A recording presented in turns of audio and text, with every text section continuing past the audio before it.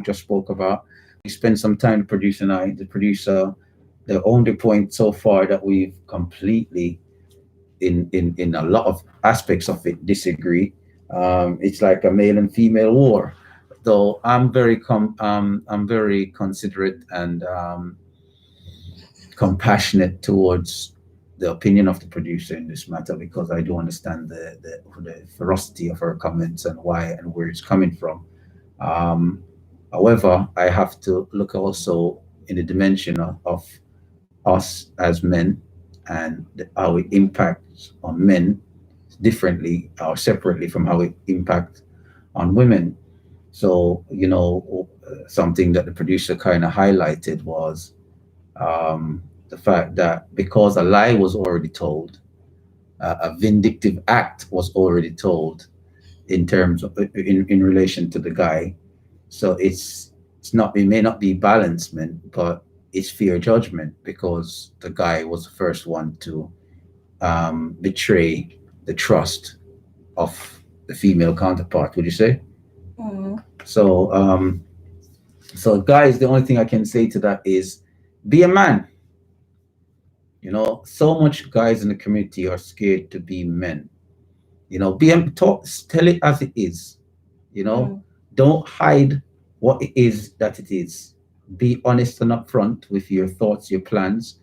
If it's not a long-term thing, don't trick the women and tell them it's a long-term thing. Be a man. Man up to your actions, and you'll be surprised how far the truth takes you in life when you're dealing with your own. When you're not dealing with your own, like I say, you throw yourself under the bus with that one. But when you're dealing with your own, man up to things. You know, don't be scared. You'll be going out on the road and you'll be aggressive and bull to everyone out there. But when it comes to your female counterparts or confidants with the S, because usually that's the case of what causes the biggest problems. You're scared to tell the truth and be a man and stand up on your own. You whimper like a boy. So be a man. Don't be a boy. I guess that's what the producer is saying, in the sense that if guys were just forthcoming, then it would resolve a lot of those issues. But guys aren't forthcoming. They pretend and string the woman along. And so it leaves the woman angry. And if that weapon is then deployed, it's understandable. No, Not quite. not quite. Not quite. You want to clear that last bit up? Not quite. Go on.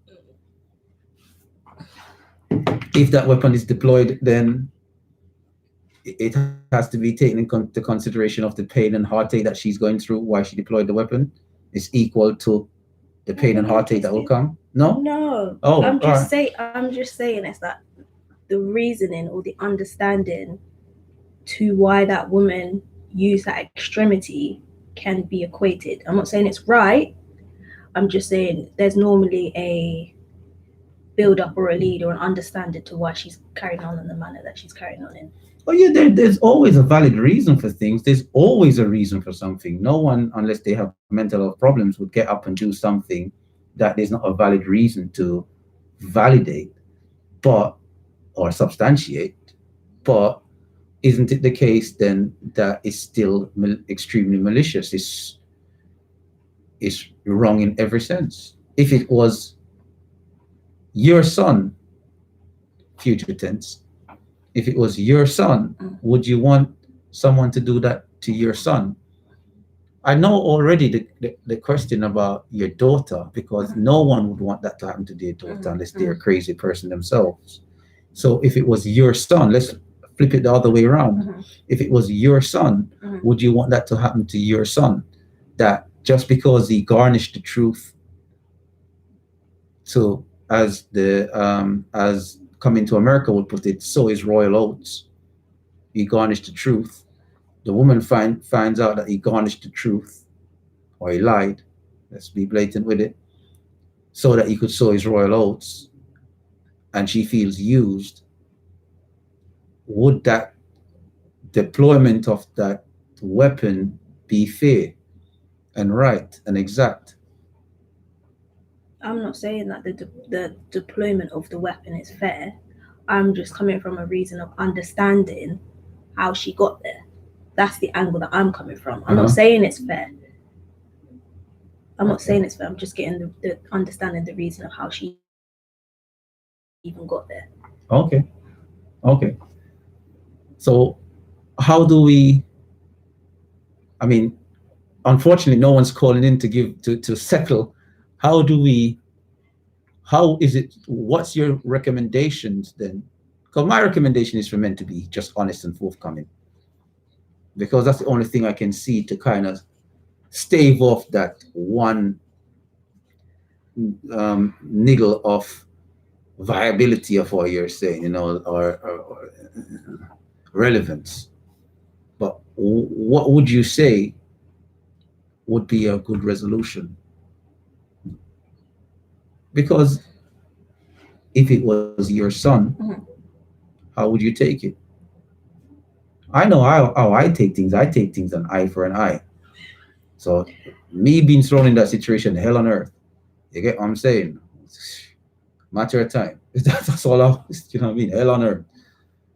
Whatever someone makes me feel, they have to feel it. Their family has to feel it. But I don't understand, because then that's the same as if someone's lied to you, then are you saying you're gonna lie back to them?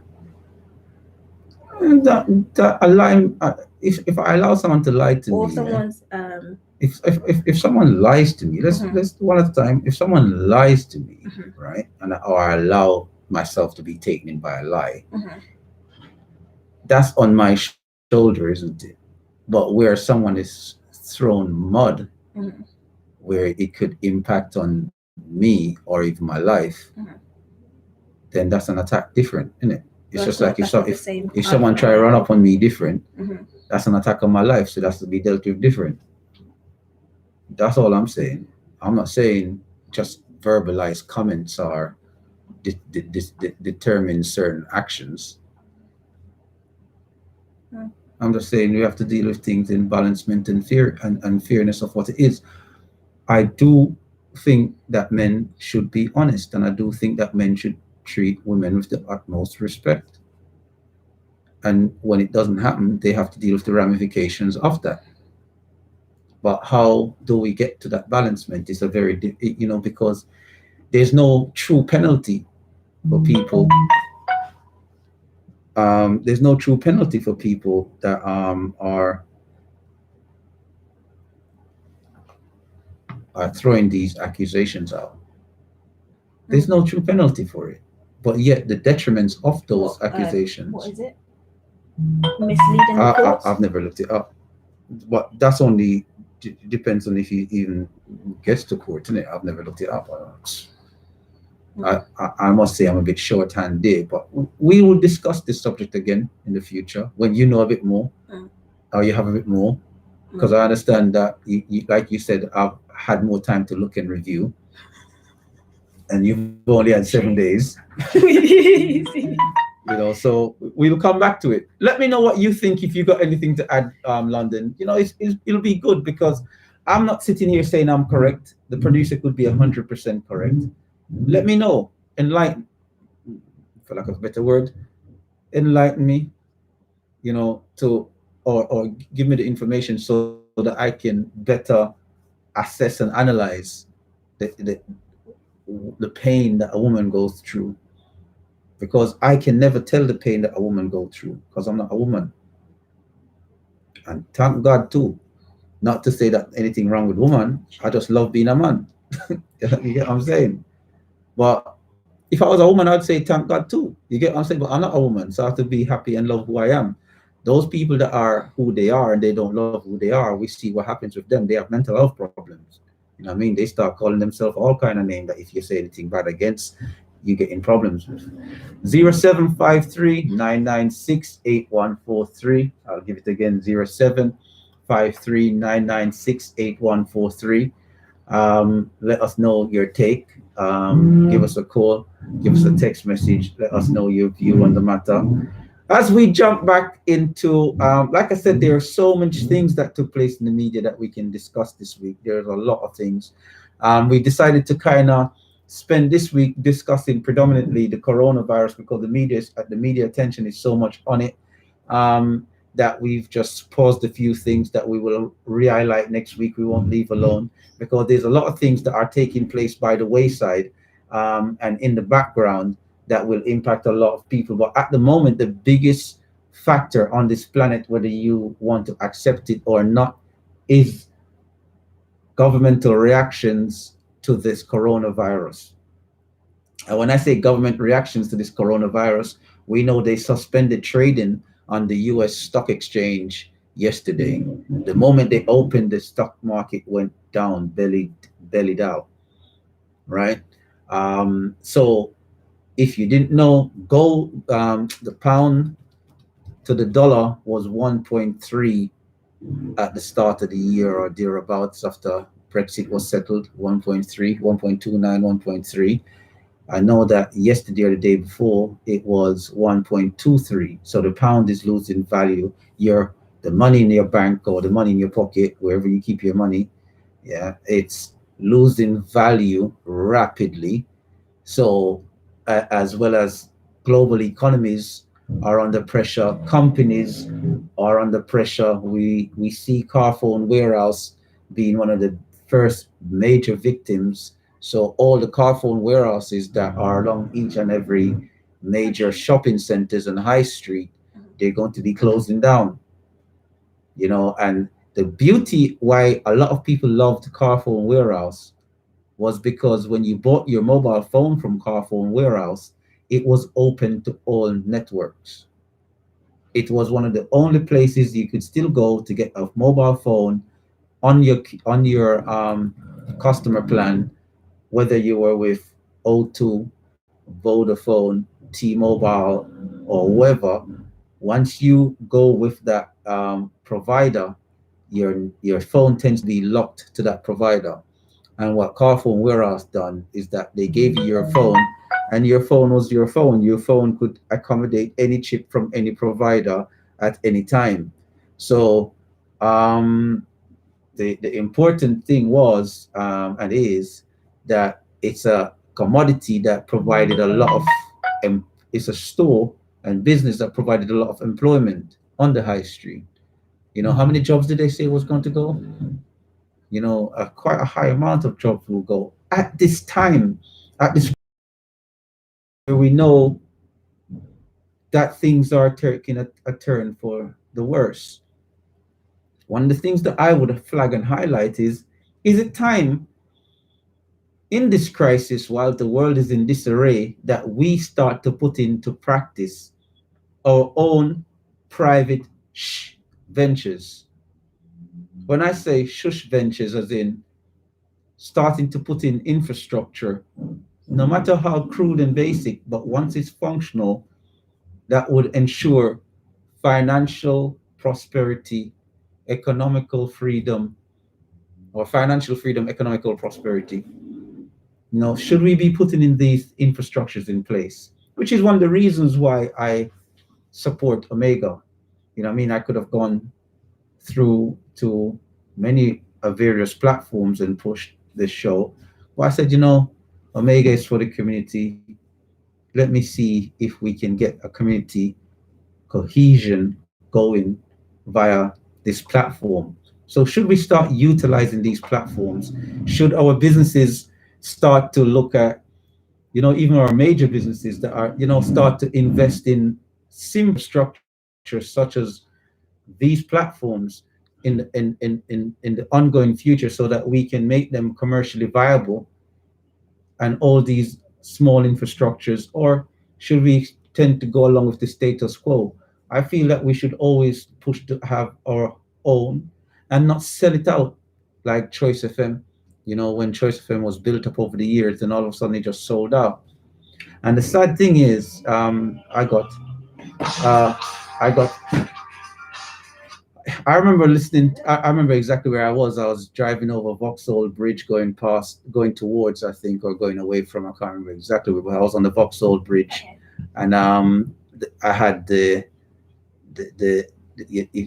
MI5 building. Look, I remember it was in my vision, and I was listening to the DJ saying that they wanted to buy Choice FM when they found out that that the owner planned to sell. and they were pushing to come together and raise the capital to buy it, but they wouldn't sell it to them. And now Choice FM is what, one extra Okay, or that's something very of the sort. You know what I mean? Again, I can't knock one extra too much because it opens the doors for a lot of young and upcoming rappers, or as they would say, Yes. and would Choice FM have Yes. given that leeway per se? Because a lot of the Yeah. presenters on Choice FM, they what I find Okay. what I find of a lot of the elderly people in our community, we don't embrace our youth creativity because we always view the creativity as negative, whereas we need to learn to embrace the youth's creativity and mold it so that in turn that the negative aspects of that creativity is then neutralized over time, and it also creates wealth from them. We hear our youths and see our youths creativity, and all of a sudden, because there's a negative aspect to it, we want to keep it down and choke it and drown it out. Whereas other nations, when they come in, they just see the dollar sign, and when they see the dollar sign or the pound sign or the euro, they push it with the negativity and all, and they make a big amount of money, and then when they've used and abused, and a lot of these guys, they just throw them by the wayside. Whereas we can nurture that talent, we can push that talent, and then we can use our wisdom. And remember, I, I don't want to even break down wisdom, because people think wisdom is something great. Sometimes you sit and hear people talk about wisdom as if it's something great. I'm not even going to go into the folly of thinking wisdom is something great, but we can use that wisdom, and I know exactly what I mean. We can use that wisdom to guide so that our youngsters have forevision, which is truly what essentially we need, because wisdom anyway, forevision is the most important thing. We had a caller. Oh, she was just saying with regards to the virus, Mhm. how Idris Elba has come out and say he's tested positive for it. However, he doesn't have any symptoms, and it doesn't quite make sense. Right. Okay. That's an interesting one. With Mr. Elba is all right. You see, this in the community is another sore point, and I'm going to say this one, but I'm not going to play too much on the conspiracy stuff, because trust me, I know these theories. I've heard all of them, and some of the stuff that I heard, I will not repeat under any circumstances. You can trust me with that one there, because I can take the impact of some of the stuff that I've heard, but I don't think the community would be able to. But with Mr. Elba, I can understand that people will look at something to say, right, he's got no symptoms. Why has he got coronavirus? Because you don't have to be symptomatic to have the virus, according to the government standpoint. Now, according to the conspiracy aspect of things, and I think I have to say this to make my show have any credibility, is that is it the case that no, I'm going to rewind with that one. I'm not going to say it and then turn Snoop and come back and change my talk. You get me? Because I think Snoop's a punk for that. So I'm going to not say it rather than having to retract my talk. But what I will say, if it is the case that the reason he went for the test, let's keep it to what he said. The reason he went for the test is because he was around someone that also was not symptomatic, that ended up being symptomatic and being diagnosed with the virus. As a result, it prompted him to go to do the test. Now, as a result of that, it came back with the result that it was positive. Now, my question, I would love to interview Mr. Elba, and if you are listening, Idris, at home, and you say, I know you're a man at heart. If you're listening at home and I can give you an interview, 0753 996 8143. I'd love to give you an interview. 0753 996 8143. One of the questions I'd ask you is, on the form before you did did you have to fill out a form before you do the test, or you just go in and do the test? Do they ask any questions before you do the test? Questions like countries that has been affected by the coronavirus. Have you been around someone that has been affected by the coronavirus? Because the question that for me, why do you need to know all those questions if you're asking those questions rather than just doing the test and say whether the person have it or not? Are you determining whether it's worthwhile giving the test, or are you determining something else? That's all I'm going to say. Reading between the lines with that one, if you may. Okay, on so I'd love to know. Did you bag if you have, you know, yeah, you know, we kind of look a bit of conspiracy nuts around here, you know. So anyway, what I want to know is, yeah, did they ask you any questions, Idris, or was it just the case that you just went in, did the test, you got the result the next day or whenever, and it was what it is, unfortunately. You know, those are the key questions I'd love to ask, and those are the things that the black community don't trust, because the black community don't trust Babylon. They don't trust Babylon. Even when they're in need of Babylon service, they don't trust Babylon. And I understand that you all don't trust them, especially if you're listening to the station. I know you don't trust Babylon, and I laugh, but I'm being serious. So it's a case where you just have to look after yourself, keep yourself in best health. There's a philosophy: once you're good and you're not sick, and no matter what, you're good and everything's good, then you're good. However, if you have any of the symptoms, follow the government's advice. Isolate yourself. If those symptoms get worse and you start to get really bad, do not stay at home and say you don't trust Babylon. Seek professional help, because belief kill and belief cure. As long as there's life, then you're good. So 0753 996 8143. I'll give it again: 0753 996 8143. And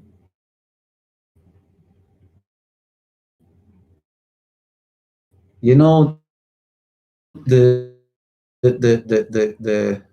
deep part about it was that when around, and it's like she was just like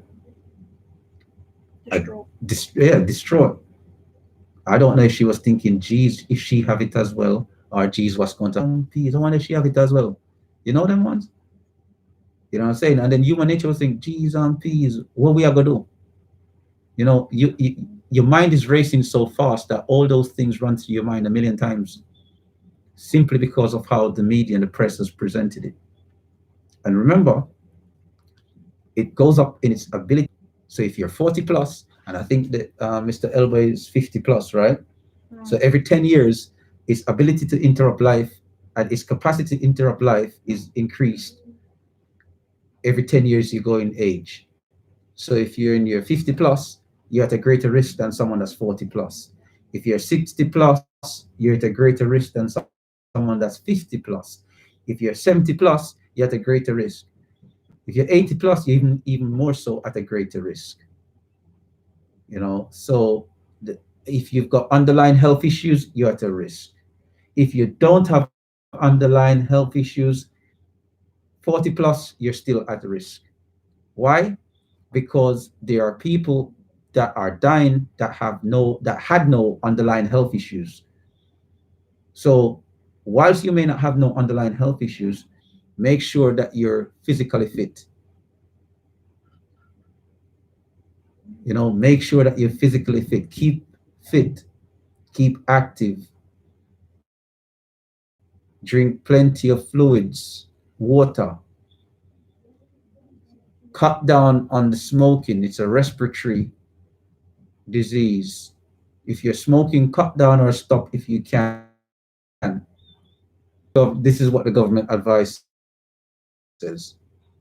and that's cigarettes.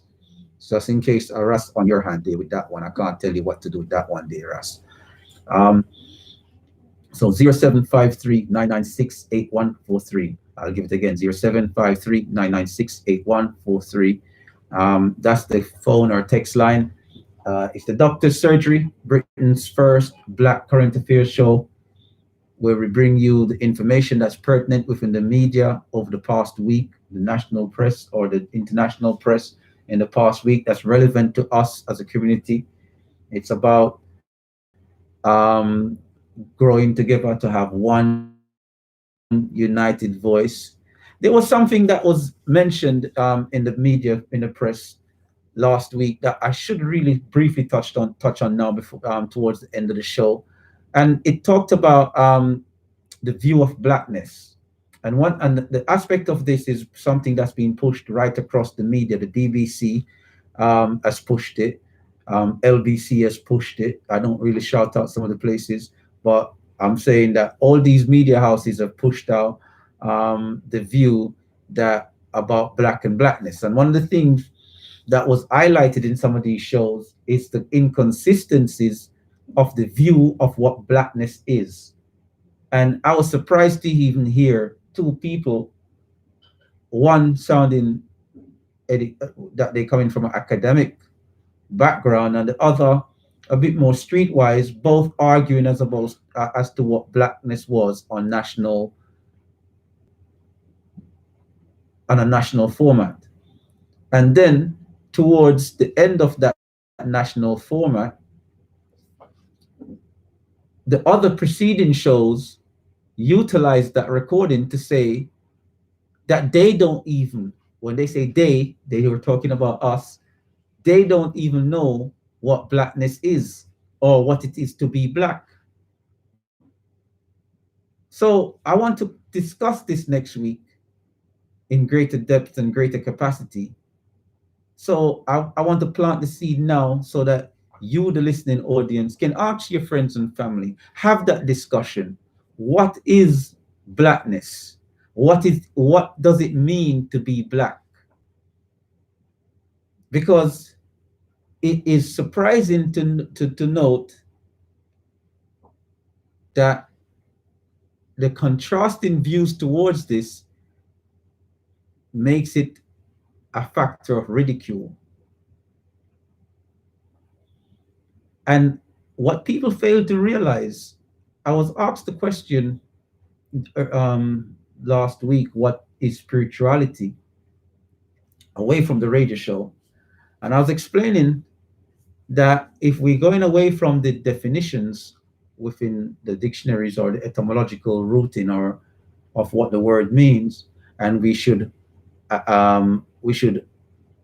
present a meaning towards the notion of how of how spirituality is presented within the black groupings of our people, then spirituality is like imagining a dot and a circle around the dot. And that dot would be the individual, and that circle would be like a bubble, a balloon around that dot in the middle.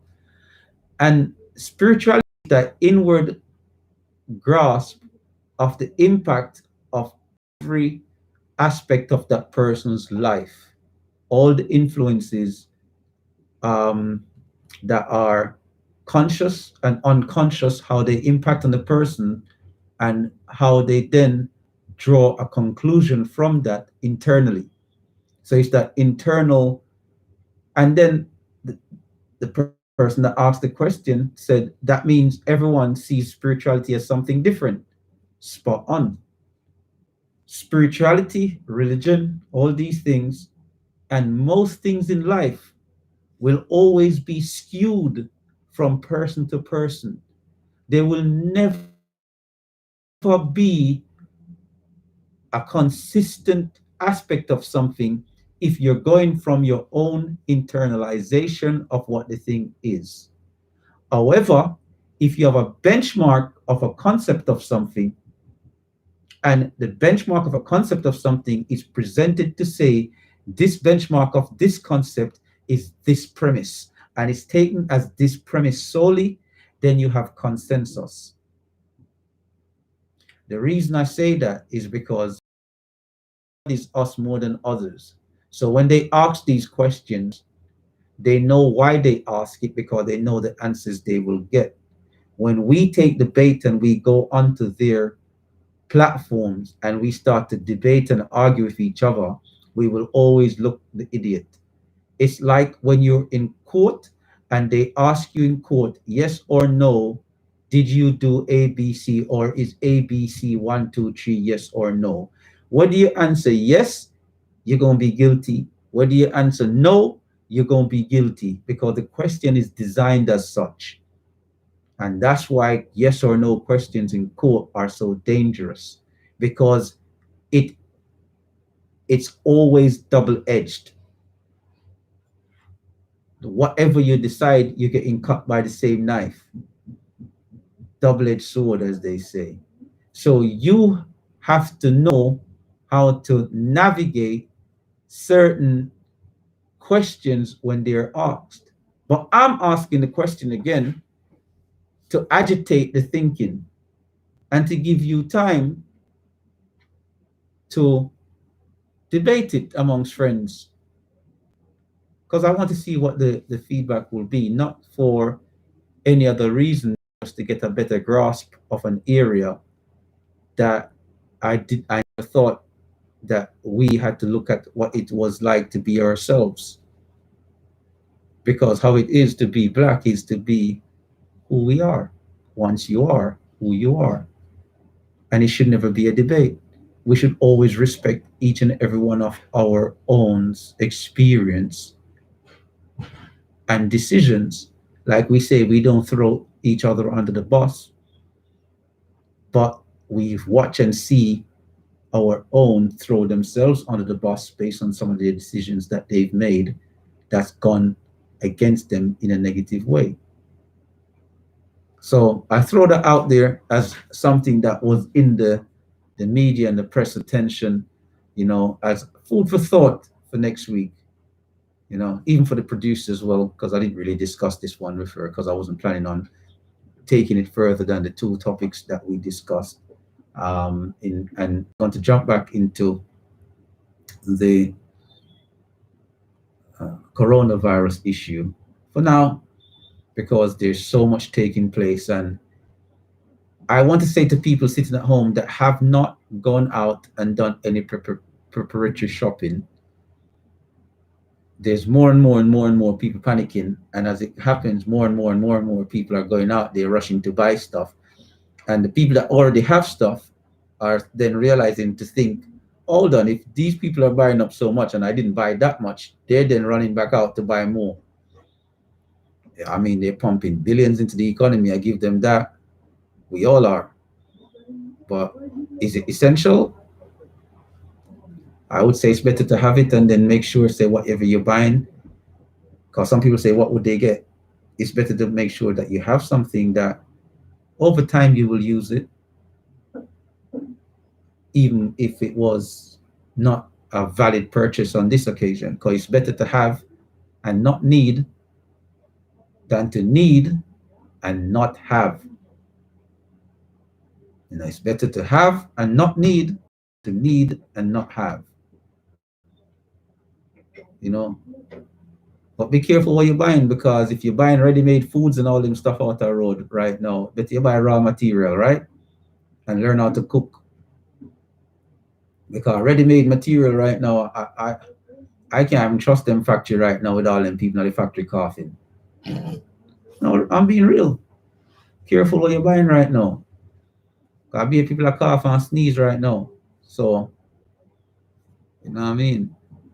Mind what you buy. So, food for thought. Better you buy the raw material and start to learn to cook. So buy cookbooks, because that's an essential tool, right? If you can't cook. You know what I mean? Learn to cook, buy raw materials, things that are not so perishable. Because technically speaking, there's not a breakdown in the food chain. So you should be able to get your fresh produce as until when the crisis worsens, if it does, on a weekly or fortnightly basis, as and when you need it. And then if should it enter crisis mode, you have your surplus, and should the crisis worsen, you have your emergency. So simple breakdown. And then, but it might be a storm in a teacup, but like I say, it's better to have and not need than to need and not have. How do you feel about the information that you received today? Let us know. We're not saying to people that they shouldn't go by the government information.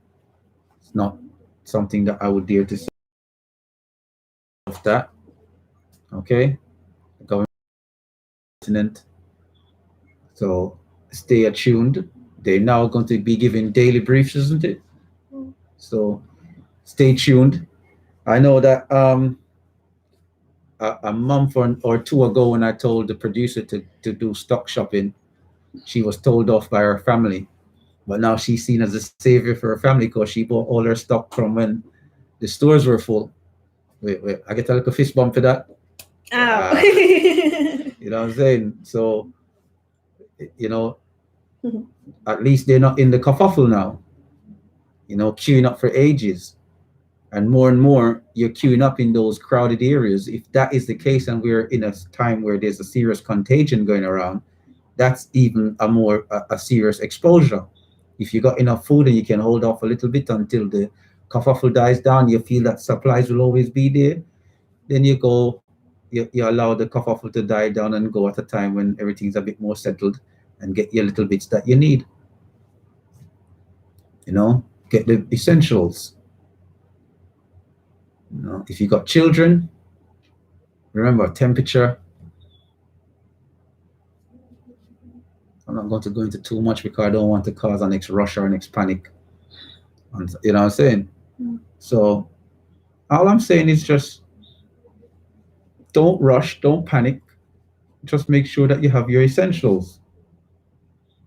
A lot of things that people are rushing and panicking around about.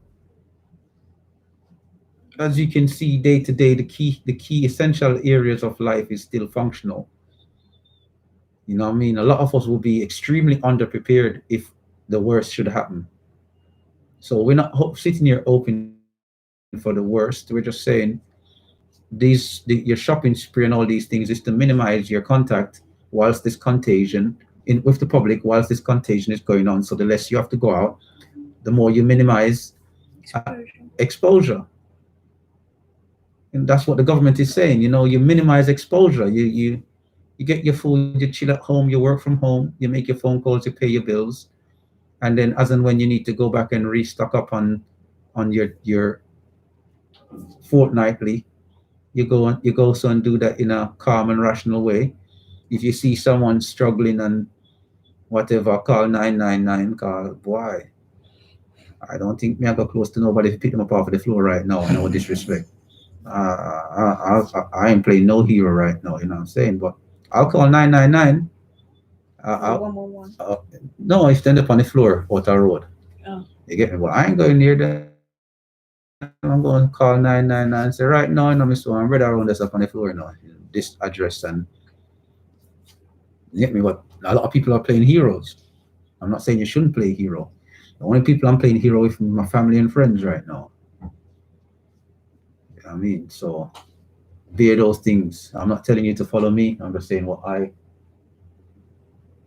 how I approach things. So if you got any last minute calls or anything that you want to share in the last few minutes, we got another 8 minutes on air, 7 minutes or so on air. 0753 996 8143. 0753 996 8143. Shout out to everyone listening, anywhere you are listening via the airwaves, 104.1 Omega FM, OmegaFMradio.co.uk. on mixcloud.com/Omega DJ, on YouTube, on Omega London TV Presents, the live broadcast. Send a shout out to everyone watching the live stream on Omega, and send a shout out to everyone watching the live stream on the Doctor Surgery. We've got the Instagram and everything, but we haven't posted yet, have we? Oh, the producer is so, busy. Okay, the producer is so busy that all the stuff as yet. I've left all that on her shoulders. It's my job to research and get everything together for the weekly show. Her job to spend the week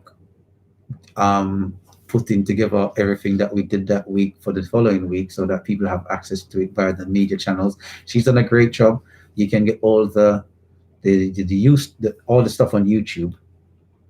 So that means the stuff that is accessible for now, and we will edit and put little podcast aspects of things as they come along onto the various streaming platforms, so that it can be assimilated in bite-sized portions.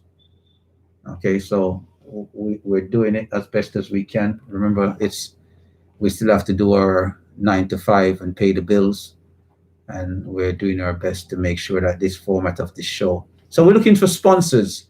If you want us to big up your business, we're looking for a sponsor. Give us a call and let us know. Give us a call now. We can give you a private number because we don't want to give our number out on the air. So it's 0753-996-8143. 0753-996-8143. We're looking for sponsors for the show. So right across the balaclava, you can get your logo, and we can can get some names on the balaclava right across, all over, so we can pick up your product week in, week out.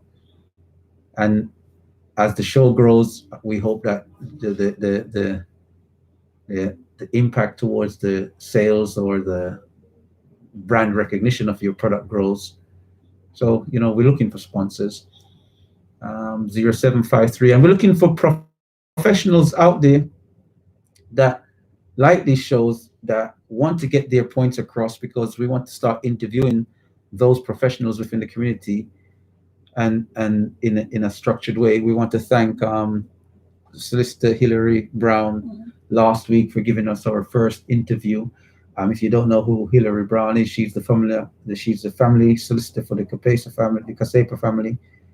For Christopher, and she's also the lawyer dealing with the Windrush cases. We would love to interview her again after the crisis of this situation of the coronavirus settles a little bit. We'd love to interview her again to get further insight in what the progress is for the cases of Windrush, because it's so amazing that under the guise of all of that craziness, they're still doing deportations to the Caribbean of each and every one that they grab. We explained that in one of our shows about 3 weeks ago, talking about how those deportations are presented in the media and what truly is going on in the background. If you haven't heard those shows, it's important you go back and listen to those shows, because those shows have valuable information in it. I've learned so much from the people that called in and contributed to those shows. It's unbelievable, And again, we apologize for the late start this morning, but like we said, we had to weigh up the option of whether we were going to continue with the live broadcast, because not only I have to think about myself, I have to think about the producer and her well-being. And so, I had to give serious consideration towards that, and then we had to make our way here, which was in itself took a little time. So we do apologize for the late start. We started at 8:30 today as opposed to 8, but I hope the show was worthwhile. We'll do our best to continue with a listening ear to the media, and we'll do our best to bring it to you in a bite-sized way that can be understood, and we'll do our best to always be able to answer your questions and have the professionals available if we're not able to answer your questions. So the sister that called in, we will be looking into the query today in regards to recent businesses that are not quite at the startup phase, but are at the early investment phase, the trial and error phase, and a lot of money is going in. And where are those people are people that are somewhat reliant on their own self-employment ventures. How will you survive this next 2 to 3 months that the government is saying they're hoping that would be the maximum period of um, the serious impact of the coronavirus? And the reason we're saying that is because they're looking at the Chinese model, where they're saying China is now under recovery. Some people say that's not the case, but I would love for that to be the case, where China is under recovery and we start seeing products coming back out of China again. Why? Because I'm not a doomsday sayer to wish for a doomsday apparel, you know, whilst we're in a situation where we all will be impacted, including the children, the most important asset we have, the children. Look out for them. They are the most important asset that we have. So we have to look out for the youngsters in and around in the community and give them the best guidance possible, so that there's a tomorrow for them. Don't listen to that crazy looking mad girl, Greta Thunberg, she just crazy. But anyway, I ain't gonna cuss Greta today. I only got 20 seconds left. So until next week, I want you all to look out for each other. It's been the Doctor's Surgery, the Doctor's Surgery on YouTube. We'll catch you again next week. All the best. Take care, London, and wherever you're listening from.